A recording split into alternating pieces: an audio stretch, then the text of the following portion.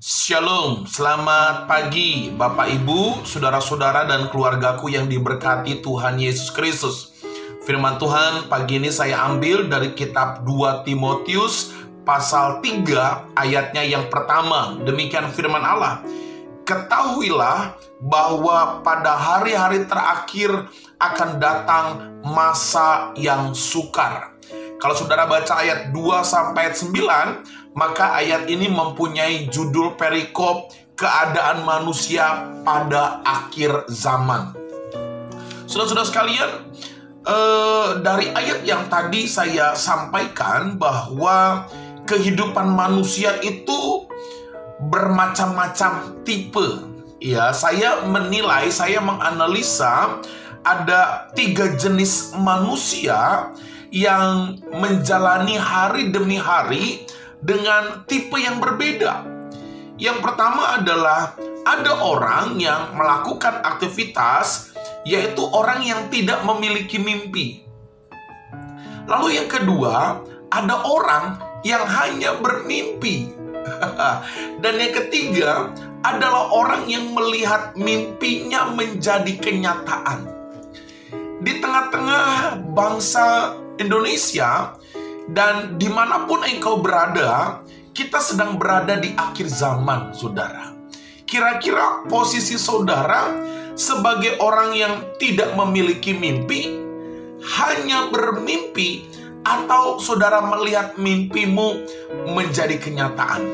Bapak Ibu keluargaku, dalam keberadaan jenis manusia seperti di atas, saudara, maka kita perlu sadari bahwa kenapa orang tidak memiliki mimpi, kenapa orang hanya bermimpi. Saya mau katakan bahwa itu adalah kerjaan iblis yang senantiasa mengendap-endap siap memangsa anak-anak Tuhan untuk mereka berjalan di dalam kekosongan.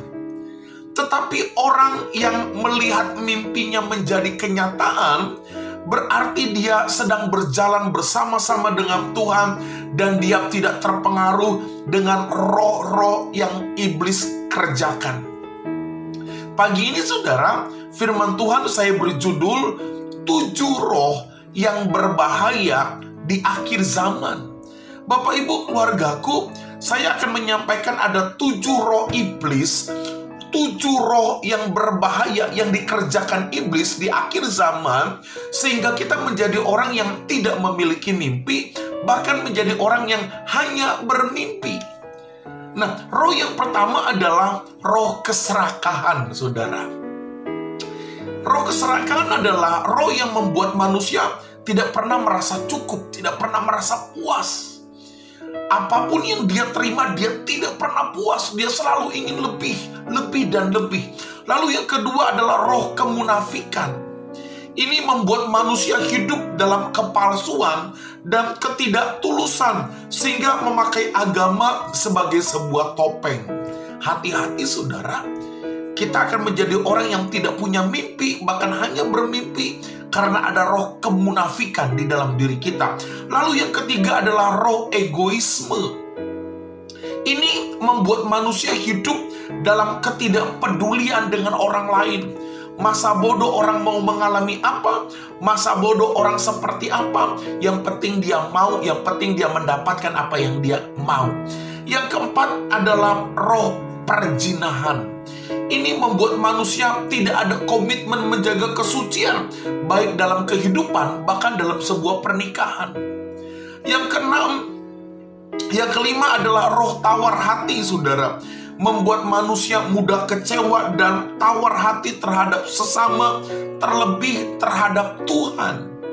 Lalu yang keenam adalah roh iri hati dan kesombongan. Membuat manusia mudah bersaing, bahkan menjelek-jelekan orang, menjatuhkan orang lain. Dan yang ketujuh adalah roh pengkhianatan.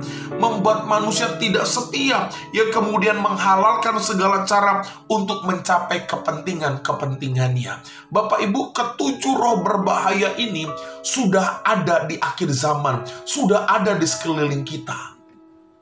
Saya sampaikan ketujuh roh berbahaya ini supaya saudara bisa waspada, supaya saudara bisa berjaga-jaga melawan roh-roh jahat, melawan roh-roh iblis dalam bentuk apapun, sehingga kita bisa menerima kemenangan demi kemenangan. Kita menjadi manusia jenis yang ketiga, yaitu orang yang melihat mimpinya menjadi kenyataan. Kenapa saudara? Karena Tuhan yang memberkati mimpinya, Tuhan yang menjadikan mimpinya indah.